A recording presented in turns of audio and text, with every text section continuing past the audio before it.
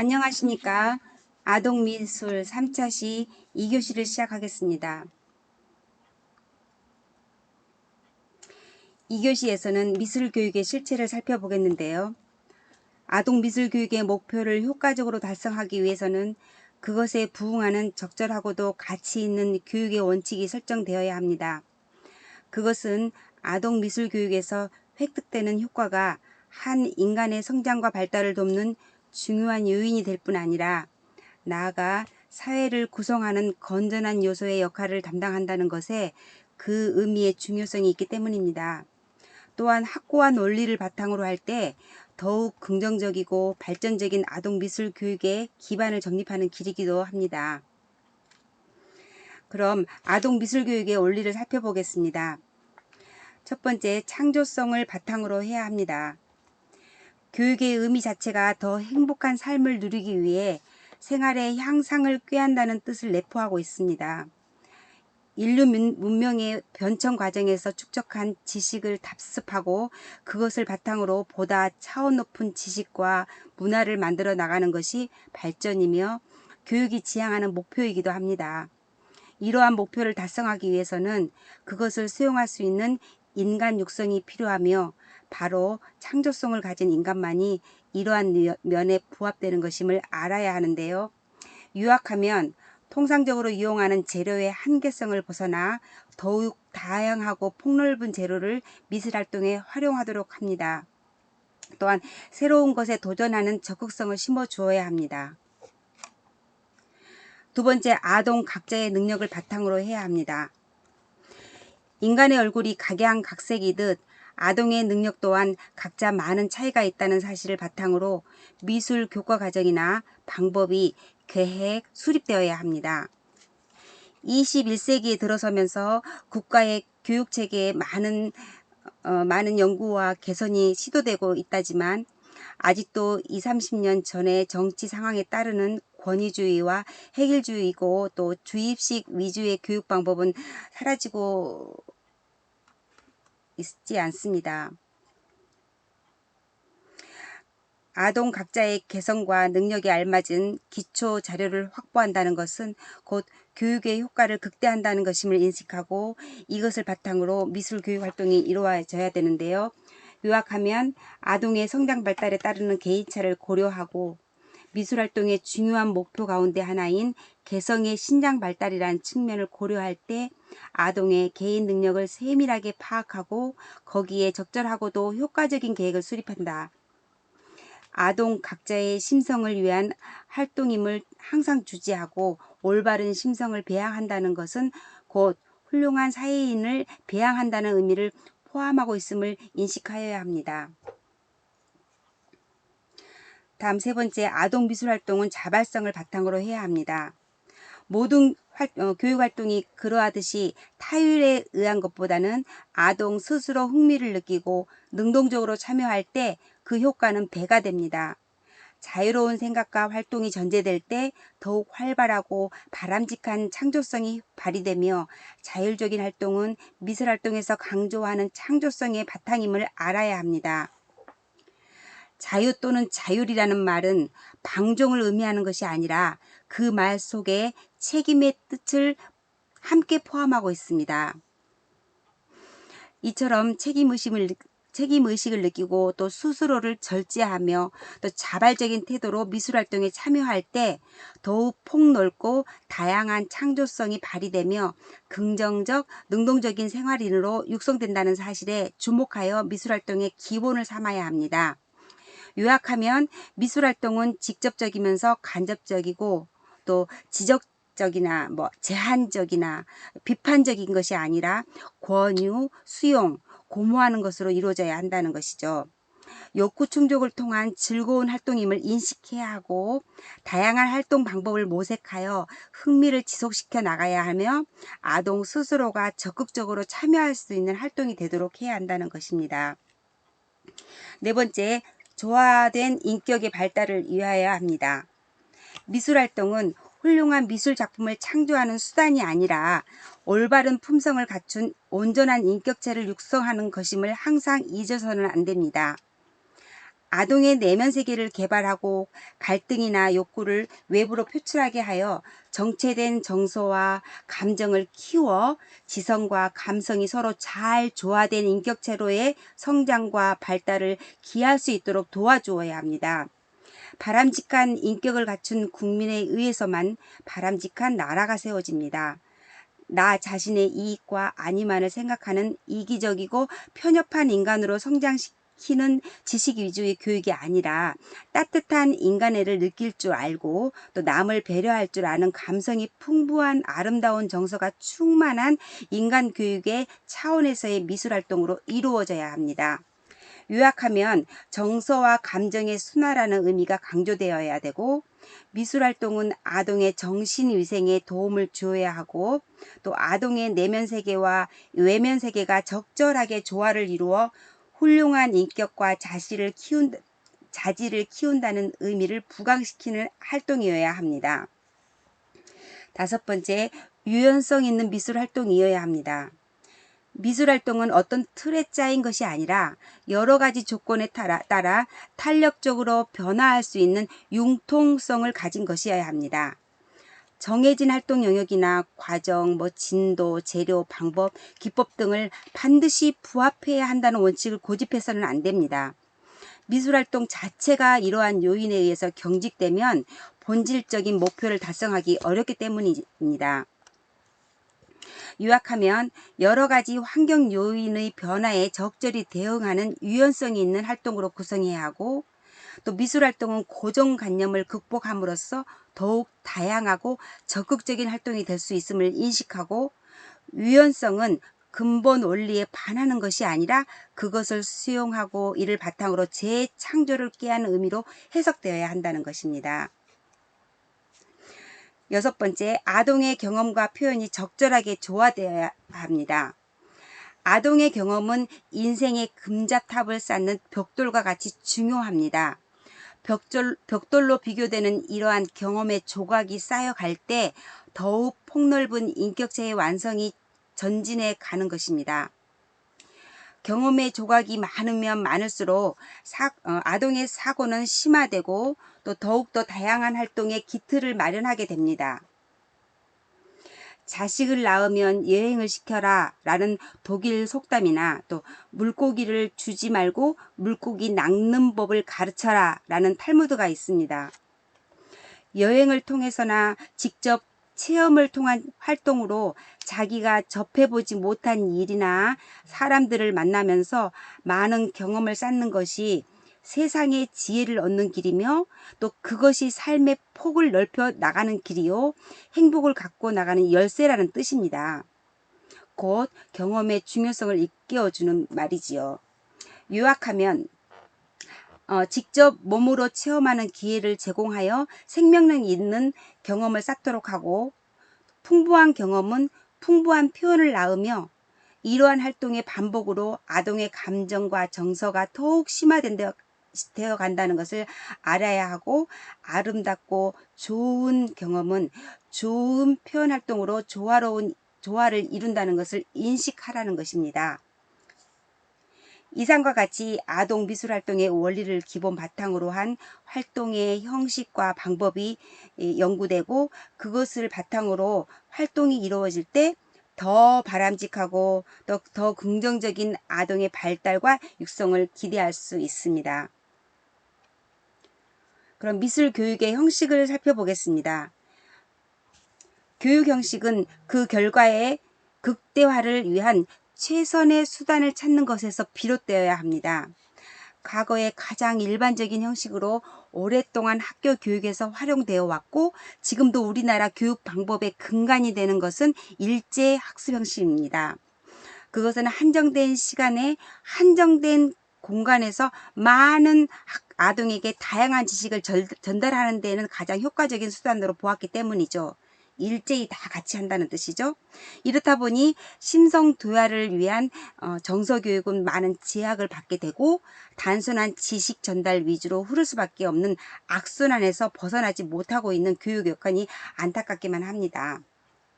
미술교육은 가장 전통적이고 일반적인 일제학습의 형식에서는 그 소기의 성과를 잘 올리기 어려운 영역입니다. 그것은 지식의 전달이라는 면이 아니라 아동 스스로가 활동을 통하여 자기 속에 잠재된 세계의 개발과 표출로 스스로 확산해 나가는 것이어야 되기 때문이라는 것이죠. 그러면 구체적으로 살펴보겠습니다. 일제히 같이 하는 일제교육이죠.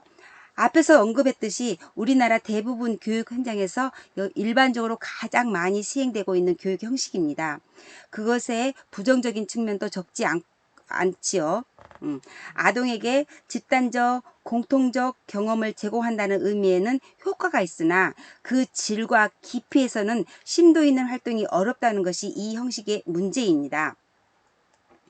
객관적인 미술의 원리나 기법, 또 재료 사용의 방법 등을 이해시키는 데는 효과적인 방법이 되기도 하나 교사의 주관적인 판단이나 평가는 오히려 아동의 의욕을 저하하고 또 개념화로 이끌어갈 수밖에 없으므로 긍정적인 면에서는 칭찬과 격려를 해주고 또 서로 이야기를 나누어 봄으로써 새로운 활동의 동기를 마련한다는 차원에서 이루어져야 한다는 것을 잊지 말아야 합니다.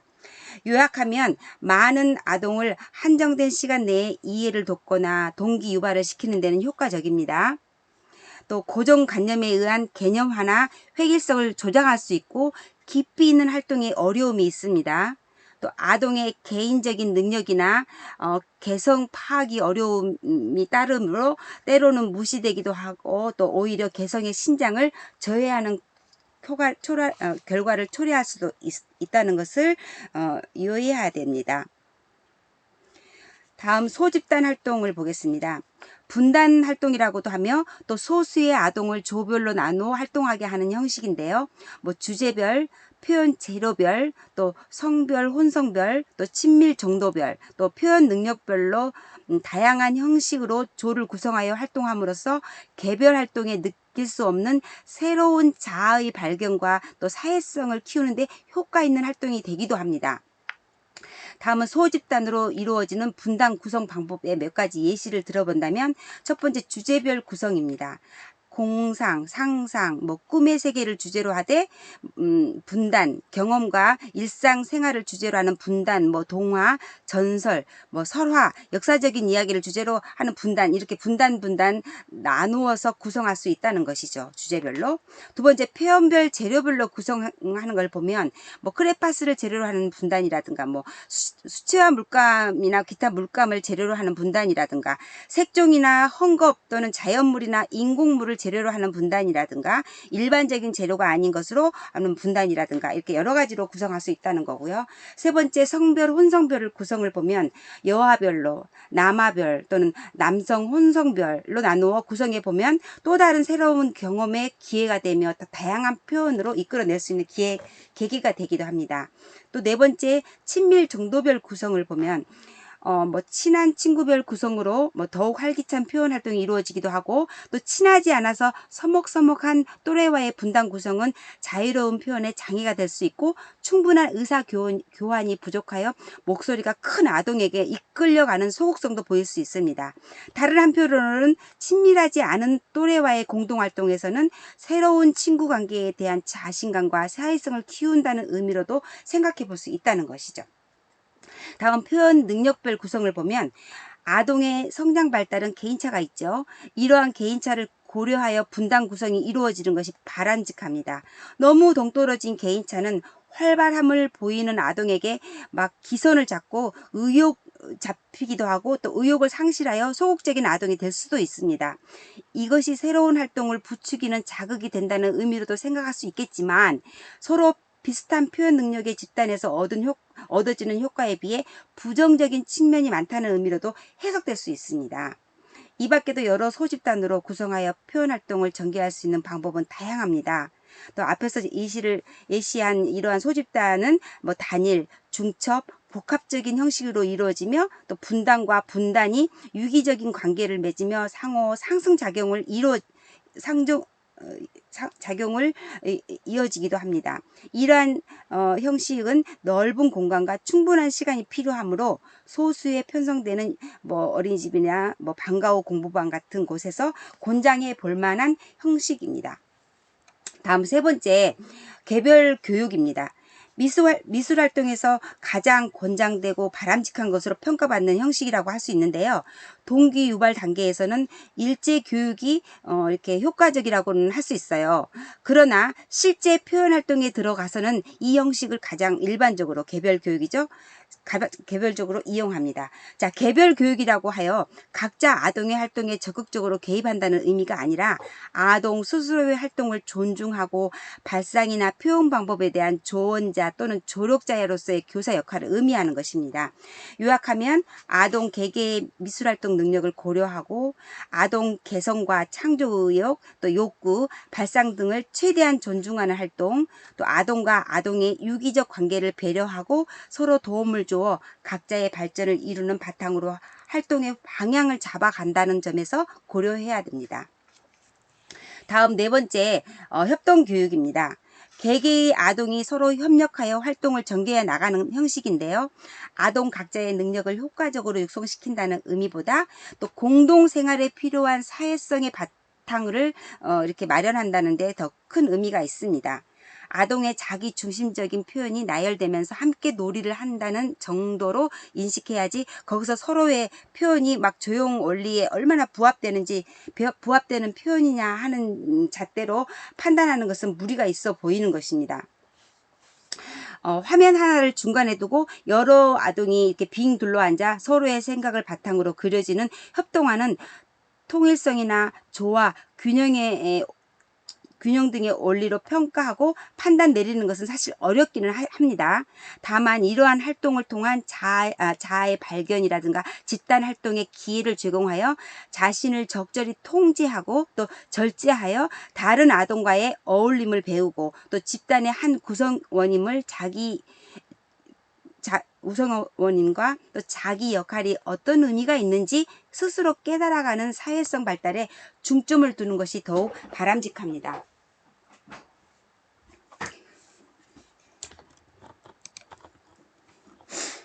협동교육에서 활동에 참고해야 할 사항은 다음과 같이 요약할 수 있습니다.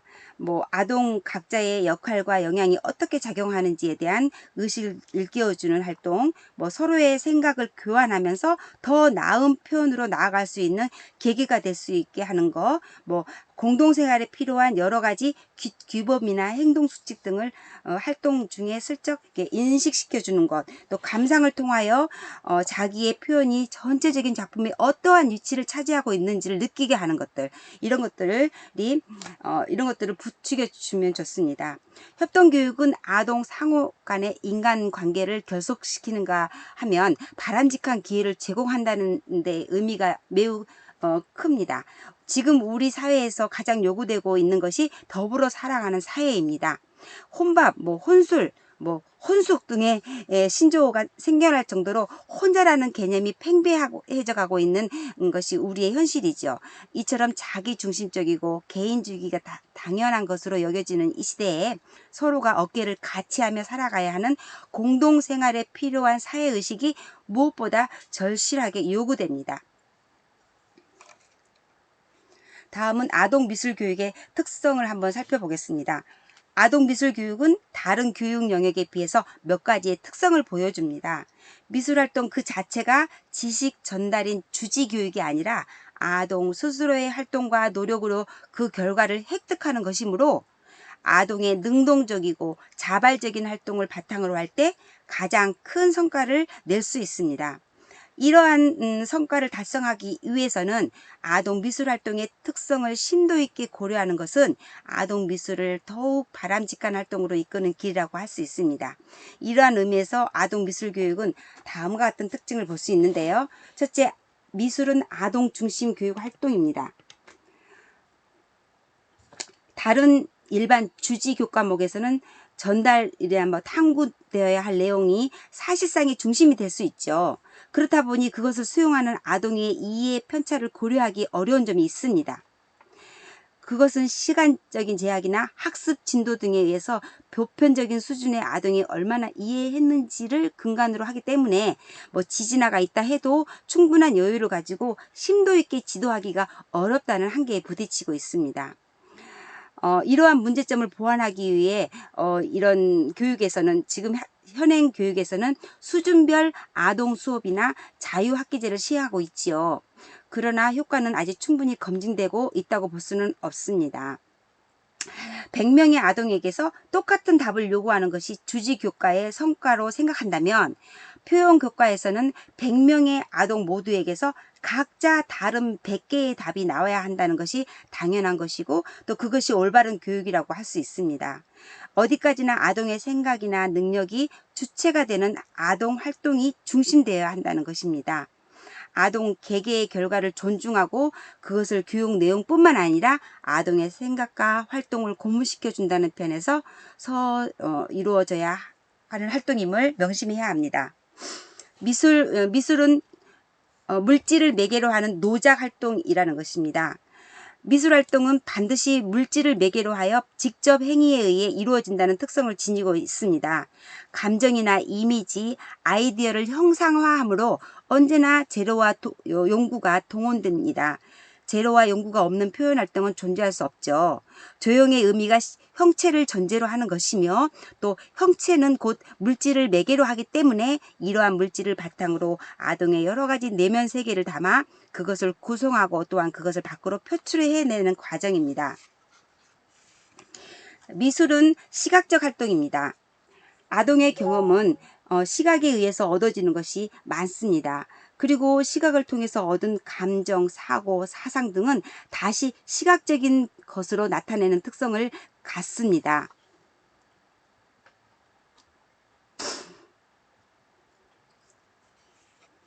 패권주의가 판치던 20세기 초의 많은 전제국가, 특히 혁명의 기치를 내세웠던 공산주의 국가가 국민을 선동하기 위해 가장 효과적인 수단으로 사용했던 것이 포스터나 자극적인 깃발 등인데요.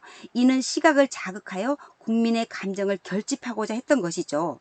또 공산주의 국가의 상징물인 국기가 주로 붉은색이 많은 이유는 인간의 시각을 가장 강하게 자극하는 색채 심리를 정치 활동에 교묘하게 이용하는 대표적인 사례이에요.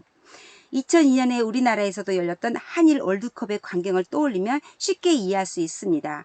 그때 우리나라 응원팀의 이름이 붉은 악마라고 하여 모두 빨간색으로 복장을 통일한 모습에서 전 국민의 열광을 유도했던 사실은 색채가 인간의 감정에 얼마나 큰 영향을 끼치는가에 여실히 증명하고 있습니다. 인간의 가장 민감한 감각기관이 시각이며 아동 미술은 바로 이러한 아동의 시각을 바탕으로 시각이 호소하는 것이기 때문에 그 어느 영역에 비하여 효과적인 교육적 성과를 기대할 수 있다는 것이죠. 그럼 다음 아동 미술 교육 방법을 살펴보겠습니다. 아동 미술 교육의 방법에 대한 연구는 오래전부터 지속적으로 이루어졌어요. 오늘날의 일반 국민 교육으로서의 미술 교육이 정착하기 전에는 미술을 직업으로 하거나 화가나 공예가를 양성하는 도제 교육으로서의 방법이 주로 모색되었으나 20세기 중반에 이르러는 이제 시잭이나 웨슬레이 듀와 같은 학자에 의해서 아동 중심의 교육을 강조하였고 아동의 조화로운 인격 육성이라는 차원에서 중점을 둔 교육 방법이 강조되기에 이르렀습니다. 자, 그럼 이러한 지적들을 고려하여 오늘날 주로 권유되어야 될 창조적 활동과 주제 제시 활동을 가장 바람직한 아동 미술 활동으로 제시해 보겠습니다.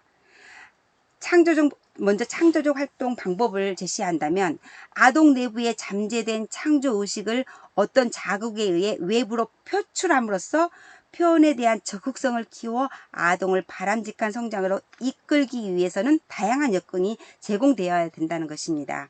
요약하면 다양한 표현 재료의 제공과 제시로 폭넓은 활동이 유도되도록 해야 되고요. 다양한 표현 기법을 스스로 창안할 수 있게 유도해야 되고, 재미있는 이야기나 다양한 신청각 자료를 이용하여 효과적인 동기 유발이 되도록 하고, 또 이어 획일적인 활동 결과가 아닌 다양한 형태로 개성이 잘 나타나도록 해야 되며, 아동이 자기의 생각을 교환하고 거기에 더욱 새로운 구상을 도출할 수 있도록 유도하는 것은 적극적으로 창조 의식을 배양하는 또 하나의 방법이라는 것입니다. 두 번째, 주제 제시 활동 방법은요. 아동이 주제 선택의 어려움을 극복하거나 주제 선택 방법을 연습하는 의미를 가지기도 합니다. 많은 아동이 무엇을 나타낼 것인지 망설이는 경우를 종종 보게 되는데, 이것은 아동의 경험이 다양하지 못하거나 활동에 대한 자신감이 부족할 경우에 흔히 나타나는 행동입니다. 요약하면 주제 제시 다양함을 바탕으로 하되 추상적인 것이 아닌 구체성을 띠는 것이 좋습니다. 전체적이고 획일적인 것이 아니라 아동 스스로 개별적인 주제를 선택할 수 있도록 유도해야 하며, 강제되거나 어떤 결과를 목적으로 유도해서는 안 됩니다. 아동의 주변 환경에서 쉽게 접할 수 있는 내용으로 주제를 제시하는 것이 바람직하고, 아동의 경험을 바탕으로 하는 주제의 제시는 흥미와 자신감을 부추기고 표현의 다양성을 이끌기도 합니다.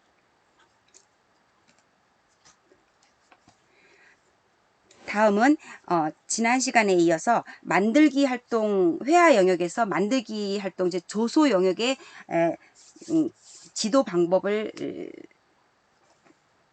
같이 살펴보겠습니다. 입체적인 감각을 통하여 창조의 즐거움을 느끼게 하고 하나의 놀이로서 조용 활동의 효과를 얻는 것이 바로 만들기 활동 영역의 지도라고 할 수 있습니다. 사물을 다루는 능력이나 기술이 부족한 아동에게는 적당한 재료와 도구에 대한 신중한 배려가 필요합니다. 너무나 큰 재료나 무거운 것은 오히려 아동에게 저항감을 주어서 활동 의욕을 저하시키는 결과를 가져올 수도 있으므로, 아동이 손으로 딱 쥐기에 적당한 크기나 쉽게 들고 사용할 수 있는 가벼운 재료들이 적당합니다. 그럼 첫 번째, 재료에 따른 만들기 활동 영역으로 종이로 만들기를 보겠습니다. 종이를 이용한 만들기는 아동에게 비교적 저항감을 적게 주는 재료입니다. 그래서 아동의 만들기 활동에서 가장 손쉽게 접할 수 있고 또 즐거운 놀이로 활용할 수 있는데요. 종이찍기 같은 경우는 아동의 파괴 본능을 충족시키고 욕구 불만을 해소하는 종이찍기는 새로운 상상력을 키워주는데 긍정적인 영향을 주기도 하고, 종이 오리기는 여러 번 접은 종이를 가위나 칼을 이용하여 오린 후 펼쳐보면 재미있고 아름다운 무늬가 나타납니다. 예상하지 못했던 여러 가지 문양으로 나타나는 종이 오리기 활동은 아동에게 새로운 느낌과 감동을 주며 창조의 즐거움을 주기에 충분합니다. 세 번째, 종이 뭉치기 같은 경우 화장지나 헌 신문지 등을 뭉쳐서 동물이나 과일, 사람을 만들어 그 위에 물감이나 색종이로 표면을 장식하는 것도 새로운 경험을 제공하고 아동에게 즐거움을 주는 활동이 됩니다. 종이 세우기, 종이를 반으로 접어 동물이나 사람을 오려서 세우기도 하고 꺾거나 말아서 여러 가지 형태로 세워봅니다. 종이로 짜기, 돗자리 짜듯 종이를 길게 잘라서 가로, 세로로 걸쳐 끼워 만듭니다.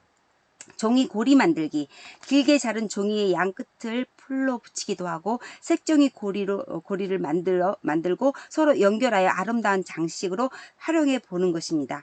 요즘은 종이접기를 통한 여러 장식물을 많이 만드는 재료들이 많이 판매되고 있죠. 대표적인 것이 종이학 접기나 종이꽃 접기 등 주제에 적절한 색과 크기로 생산되고 있는 재료를 적절하게 이용해 보는 것도 만들기 활동의 좋은 재료가 될 수 있습니다.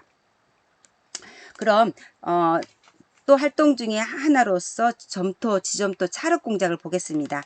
저항감이 가장 적게 느껴지는 재료로 아동의 만들기 활동에 흔히 이용됩니다.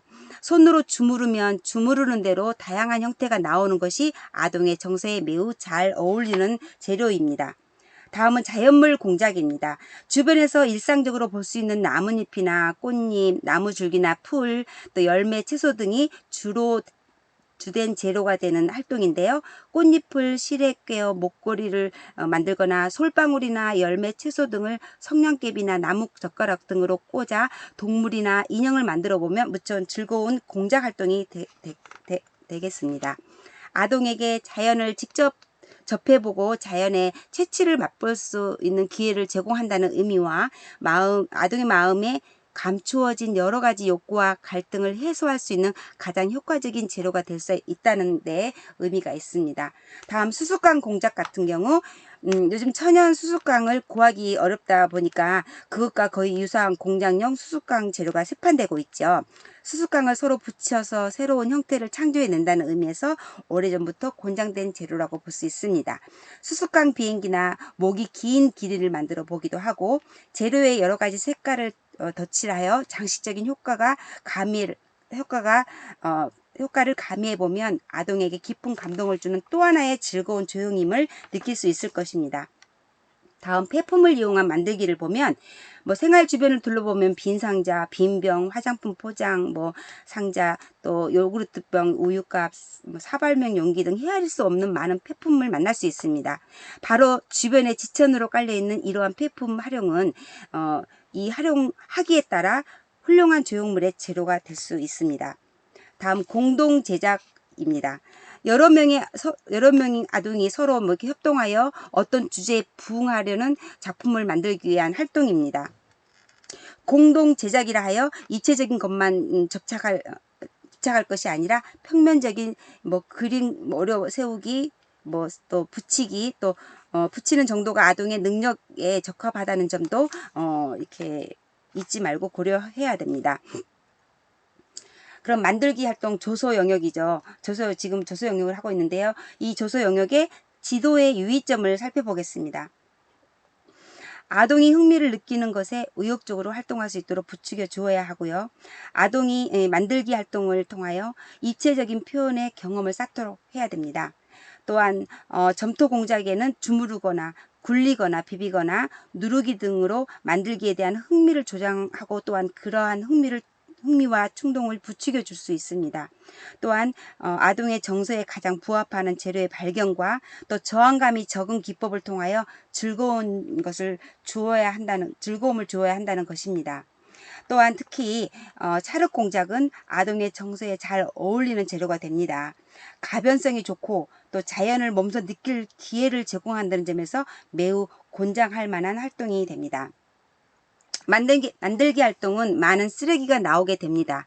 활동이 끝난 후 정리정돈을 잘하는 것도 미술활동의 바람직한 효과임을 알고 마무리를 깨끗하게 하는 습관을 키워줌으로써 조형활동뿐만 아니라 바람직한 사회인으로서의 태도를 배양하는 길이라는 것을 인식하는 것이 중요합니다. 다음은 만들기에서 꾸미기, 디자인이라고 할 수 있죠. 꾸미기 활동의 영역과 지도를 살펴보면요.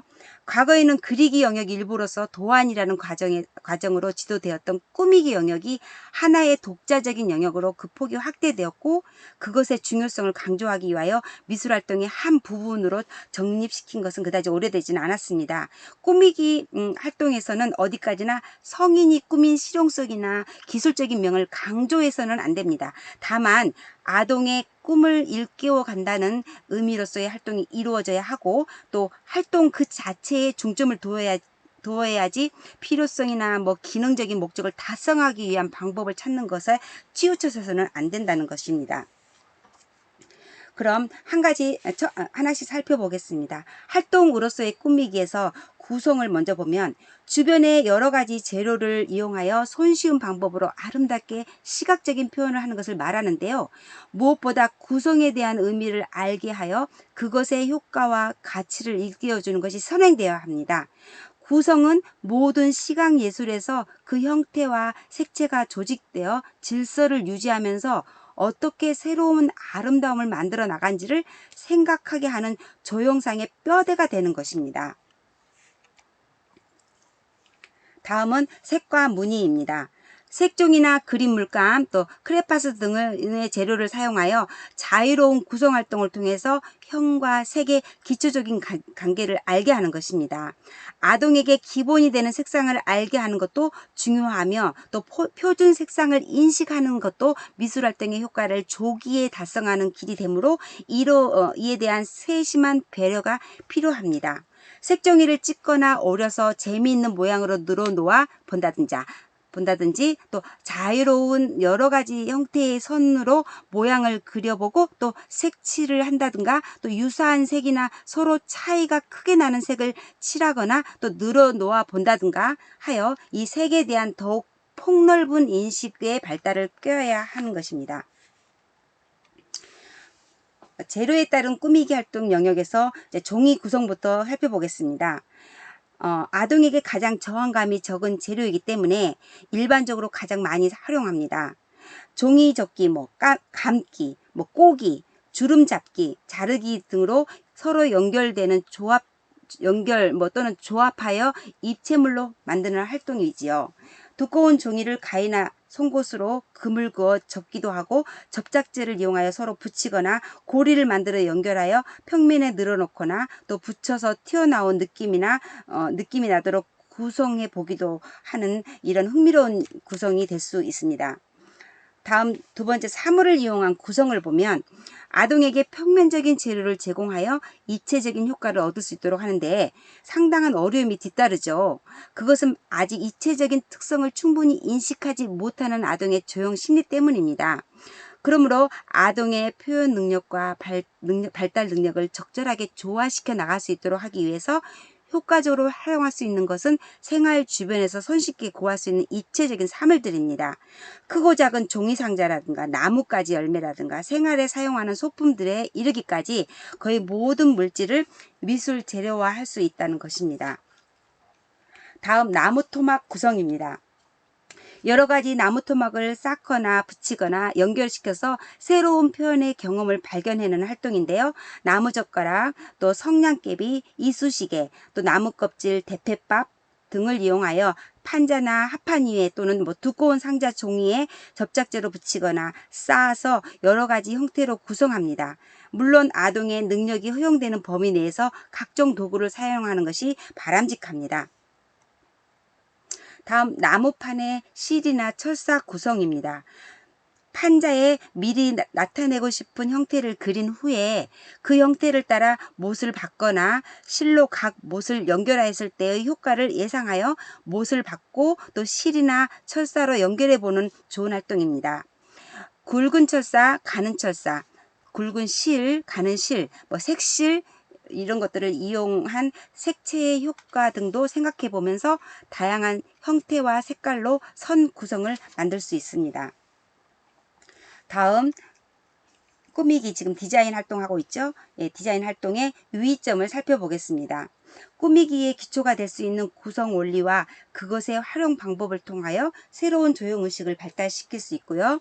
또 생활 주변에서 얻을 수 있는 모든 물체가 꾸미기 재료가 될 수 있으며 평소에 아동에게 버려지는 물건 가운데서도 사용 용도에 알맞은 것들은 수집하는 그런 습관을 기르는 것도 중요한 미술활동의 하나임을 인식해 줍니다. 이러한 습관의 배양을 위해서 교실 한편에 수집한 물건을 이렇게 종류별로 담을 수 있는 상자를 여러 개 준비해 주는 것도 좋습니다. 또 활동이 끝난 다음에 주변 정리를 할 수 있는 의식을 일깨워주고 용구나 도구, 남은 재료는 항상 제자리에 정리해 두는 습관을 길러주는 마무리 활동에 대한 지도가 있어야 됩니다. 다음은 이제 유아 미술 교사로 넘어가 보겠습니다. 유아 미술 교사의 요건으로 보면은 미술 활동의 목표는 수차례 강조한 것처럼 아동의 성장과 발달을 바람직한 방향으로 이끌기 위한 수단이라고 하였습니다. 아동 미술 활동의 적절한 경영을 위해 기본적으로 갖춰야 할 교사 요건들을 한번 제시해 보겠습니다.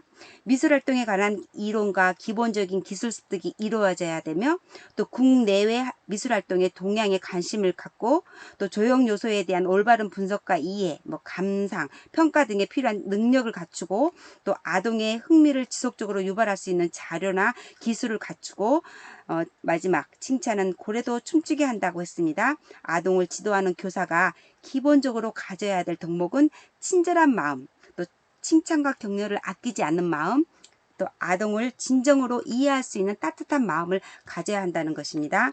또한 친절한 마음, 칭찬과 격려를 아끼지 않은 마음, 아동을 진정으로 이해할 수 있는 따뜻한 마음을 지녀야 되는데요. 아동과 더불어 활동을 즐기고 그들을 도와주는 조력자로서 사랑과 봉사 또 헌신하는 자세를 갖는 것도 중요하다는 것입니다. 교사와 아동의 마음이 서로 교감할 때 더욱 활기차고 능동적이며 적극적인 활동으로 이어지는 계기가 된다는 것입니다. 미술활동은 어느 영역보다도 융통성이 있어야 한다는 점을 인식하고 상황에 적절하게 부응하는 자세도 필요합니다. 또한 활동에 대해서 긍정적이고 적극적인 태도와 또 아동의 모든 것을 수용할 수 있어야 하는 아동 존중하고 신뢰하는 성품이 필요합니다. 여러 가지 재료나 용구를 효율적으로 활용할 수 있는 자질을 갖춰야 되는데요. 이상의 몇 가지 요건 외에도 교사는 하나하나의 행동이 아동에게 절대적으로 영향을 미치며 그들의 성장 발달에 간접적으로 관계를 갖는다는 것을 이러한 사실을 꼭 알아야 된다는 것입니다. 인간을 기르는 최전선에 있는 교사야말로 또 유아교사야말로 또 여러분이야말로 그 어떤 직업보다 올바른 인성을 가져야만 하는 것이기 때문에 중요한 교사의 요건 중에 하나입니다. 그럼 교사의 역할을 보겠습니다. 앞에서 언급한 교사의 여러 가지 요건을 바탕으로 아동의 창조성을 키워주고 또 그들을 도와주어 더욱 발전적인 인간 육성을 꾀한다는 것이 중요한 교사의 역할이라고 하였어요. 이러한 목적을 달성하기 위해서 교사도 부단히 연구하고 노력하는 자세가 필요함이 또 강조되어 있습니다. 그러면 구체적으로 교사는 미술활동에서 어떤 역할을 수행해야 할 것인가를 구체적으로 살펴보겠습니다. 첫째, 재료나 용구의 선택과 사용 방법을 도와주어야 됩니다. 아동미술활동의 계획에 의한 활동 전개 과정에서 요구하는 여러 가지 재료나 용구 선택과 또 사용에 대한 이해와 방법을 제공한다는 의미입니다. 그리기 활동만 하더라도 종이 선택에서 어떤 것으로 할 것이며 또 크기 정도는 어느 정도로 할 것인가 어느 정도의 두께가 적당할까 하는 문제를 생각해 보거나 거기에 적절한 대응 방안을 모색하고 아동에게 제시해 주어야 한다는 것입니다. 우리나라의 아이돌 그룹 BTS가 그룹이 전 세계를 열광의 도가니로 몰아넣고 있지요. 과거 영국의 비틀즈가 세계를 장악했던 것보다 더한 기록을 갱신하고 있다는 보도 여러분도 알고 있으시죠. 그들이 이렇게 성공한 비결은 소속 기획사가 이들의 창조적인 활동에 전혀 관여하지 않는다고 합니다. 다만 그들의 활동을 고무하고 도와주는 역할만 한다는 것이죠. 바로 그것이 그들의 무한한 저력을 발산하게 이렇게 되었고요. 전 세계의 팬들을 열광케 하는 밑받침이 되었다는 것입니다. 이처럼 아동에게 어떤 잣대를 대고 그들의 잠재력을 올가매려는 그런 면이 없었는가를 항상 돌아보는 자세가 교사의 역할입니다. 두 번째, 기법과 기술을 알게 한다입니다. 아동의 표현 활동을 더욱 효과적으로 유도하기 위해서는 그것을 표현할 수 있는 기법이나 기술도 활동과 더불어 이루어지는 필연적인 것입니다. 물론 기법이나 기술도 그 자체가 목적이 될 수는 없지만 활동에서 중요한 수단이 되는 것은 사실입니다. 가령 수채 물감을 물에 풀어서 사용할 때 어느 정도 물을 타면 어떻게 나타나고 또 크레파스는 배수성에 효과가 있는 것을 체험을 통해서 인식하게 한다든가 찰흙으로 무언가 만들기 할 때 물은 어느 정도 타면 적당한다든지 그것을 굳지 않게 보관할 수 있는 방법은 어떤 것이 있는가 하는 정도의 기초적인 범주에서 이루어지는 것이 바로 바람직합니다. 다음, 활동의 장을 마련해 줍니다. 아동 미술활동에 반드시 필요한 것이 활동할 수 있는 공간입니다. 활동의 장은 실내가 되기도 하고 실외가 되기도 하지요. 충분한 공간을 제공함으로써 아동의 폭넓은 생각을 유도하고 즐거운 놀이로 자유로운 표현활동을 가능하게 해주는 것이 중요합니다. 만들기나 꾸미기에서 필요한 탁자의 높이나 또 행동을 자유롭게 할 수 있는 의자 등도 특별히 배려해야 하는데요. 너무 낮거나 높아서 불편함을 느끼거나 또 몸에 부딪히고 걸려서 활동을 위축시키는 경우가 없어야 됩니다. 또한 야외 활동에서도 표현에 불편함을 주지 않은 장소를 물색하거나 조성되어야 되는데요. 아동의 창조 의욕을 부추길 수 있는 여러 가지 시청각 자료나 또 작품들을 적절하게 배치하여 아동의 적극적인 활동을 조장할 수 있도록 배려해 주는 것도 효과를 한층 높이는 일이라고 할 수 있습니다.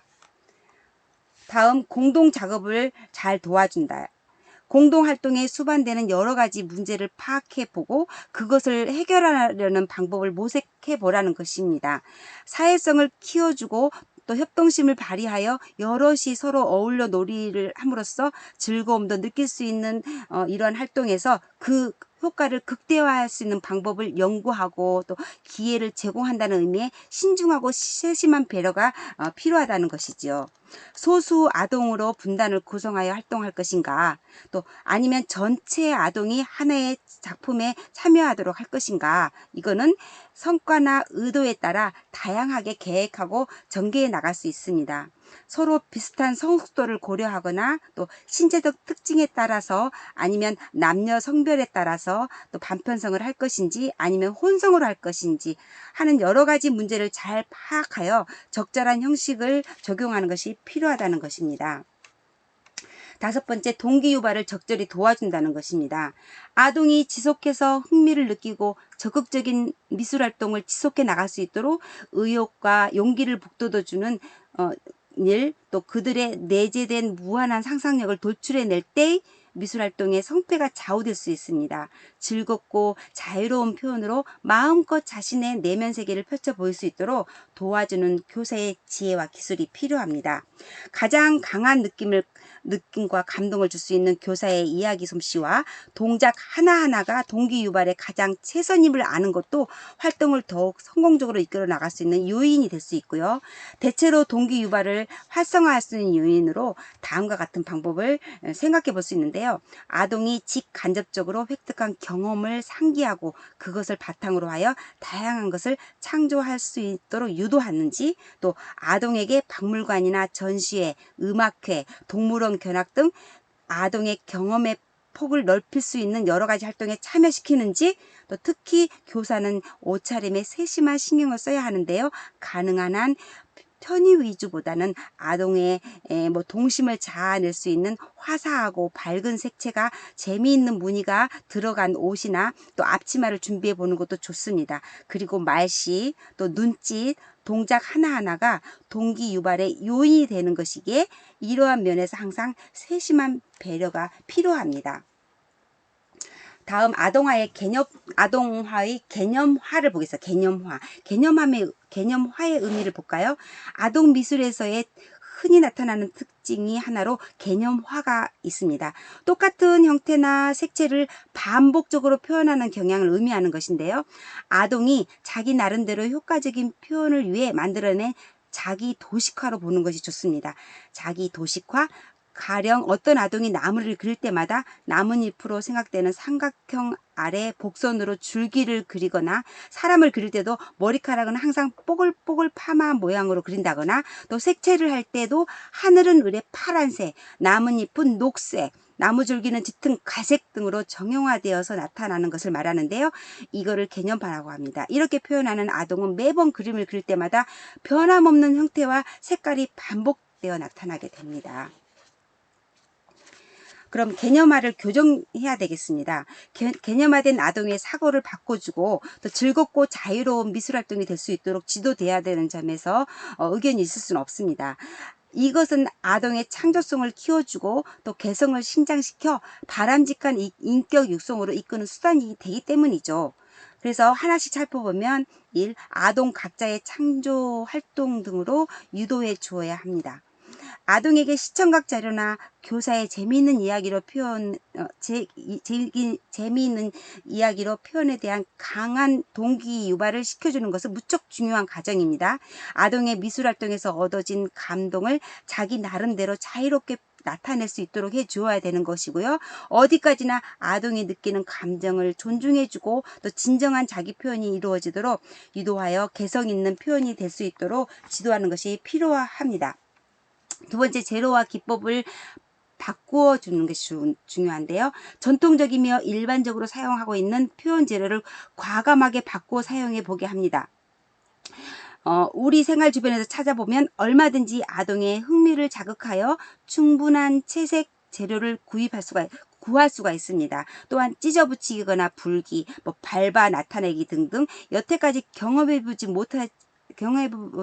않았던 기법을 동원하여 그러니까 아동이 이렇게도 할 수 있었구나 라고 하는 생각이 들도록 얼마든지 아동의 흥미를 자극하는 활동을 전개해 갈 수 있을 것입니다. 세 번째, 색을 제한시켜 봅니다. 개념화에서 보여주는 자연의 객관적인 고유색을 제한하고 몇 개의 색만으로 한정시켜 표현해 봅니다. 앞에서도 한번 언급했었죠. 그리고 한정된 색으로만 표현의 가능함을 강조해주고 또 의욕을 북돋워 주는 것이 중요합니다. 다음, 사물을 여러 각도에서 관찰하게 합니다. 사물을 여러 각도에서 관찰하는 것은 새로운 사고력을 키워주는 효과가 있습니다. 표면에 나타나 보이는 대상을 그대로 관찰해 보게 하는 것이 전통적인 관찰 방법이었는데요. 이러한 방법에서 탈피하여 멀리서 혹은 가까이에서 또는 옆에서 혹은 위에서 밑에서 절단해보고 분해해보고 집합, 확대, 축소, 투시 등의 여러 가지 방법으로 대상물을 보게 하여 보는 각도에 따라 달라지는 대상물의 변화를 파악해 보게 하고 이해를 돕는다는 의미에서 중요합니다. 다음 표현 방법을 바꾸어 줍니다. 개념화된 표현 형식을 바꾸는 데는 종전에 사용하였던 방법을 역으로 이용하거나 오른손잡이를 왼손잡이를 오른손으로 바꿔보고 또 연필이나 붓 등의 표현 도구를 발가락 사이에 끼워서 그려보거나 또 입으로 도구를 물고 그리기를 시도해 보기도 합니다. 또 눈을 감고 그리기를 해보는 것도 아동의 흥미를 유발시키는 훌륭한 방법이자 다가올 미래에서 마주하게 될 지체장애인들과 더불어 살아가는 기초를 다진다는 의미를 부여할 수도 있고요. 이러한 활동은 전혀 예측할 수 없는 새로운 표현으로 이루어질 수 있는 소중한 경험이기도 합니다. 마지막으로 추상형 표현을 시도해 봅니다. 삼각형, 사각형, 원형 또는 자유로운 선을 기하학적인 형태를 그 선으로 기하학적인 형태를 그려보게 하는 것이죠. 의뢰의 자연형을 바탕으로 그리던 그림에서 새로운 유형에 대한 경험을 제공하는 계기가 될 것이고 그림은 반드시 자연형으로만 이루어지는 것이 아니라 인간의 심상에서 만들어지는 기하학적인 형태로도 얼마든지 그림이 된다는 새로운 사실을 일깨워주는 결과를 얻을 수가 있지요. 그럼 여기서 개념화의 특징을 요약하여 제시해 보고 또 교사 나름대로 해법을 찾아보는 것도 분명히 뜻 있는 일이라고 생각돼요. 표를 한번 보시겠습니다. 개념화의 교정을 보면 개념화의 특징으로 여러 가지 전체 내용이라든가 주제 내용, 화면의 구도, 색채, 형태, 선의 표현, 재료, 순서들이 있는데요.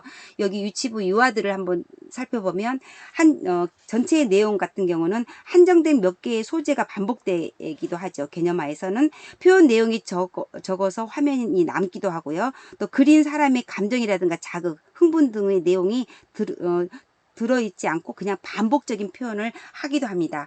이런 유아들에게 여러 가지 주제 내용이라든가 화면 구도, 색채가 있는데요. 색채 같은 경우는요, 사물에 대한 특정 색을 반복해 사용하고요. 정형화된 색에 단순하게 색칠만 하는 경우도 많이 나타나고요. 다음 또 개념화의 특징에서 형태, 선의 표현, 재료, 순서들을 보면 형태 같은 경우는 똑같은 주인공이 등장하기도 하고 그리는 순서가 늘 같기도 하고요. 또 재료 같은 거 보면은 맨날 재료는 사용이 늘 같아요. 맨날 같은 것만 하고 재료 선택에 흥미가 별로 없어요. 이런 것들이 바로 개념화의 특징입니다. 이런 개념화의 특징을 잘 파악하여 아동의 경직되어 있는 개념화를 깨뜨릴 수 있는 방법을 찾아보는 게 중요하겠다고 생각합니다. 이상 3교시에 다시 만나기를 바랍니다. 감사합니다.